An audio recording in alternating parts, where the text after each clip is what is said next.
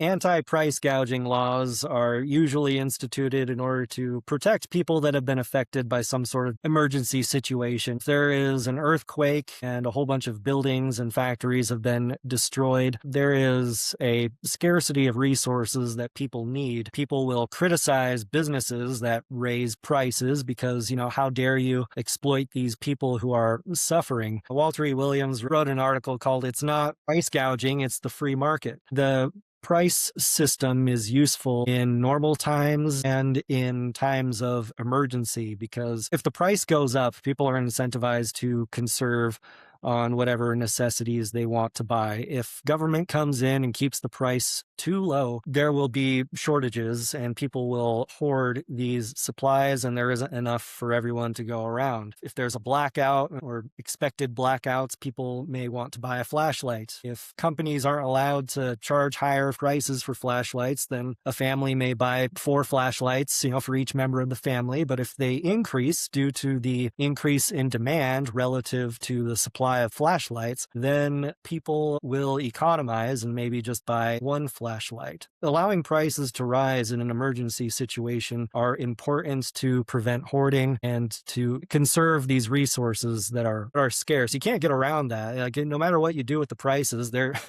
people want a lot and there isn't enough to go around. And the other reason why prices should be allowed to rise in a disaster situation is that it encourages businesses and producers to produce more of those necessities that people want, because they will get higher profits. And then when there's an increase in the supply, then the price will come down. Gary Becker and Richard Posner wrote some articles. Their book is called Uncommon Sense, and it's a collection of their blog articles that they wrote in the early 2000s.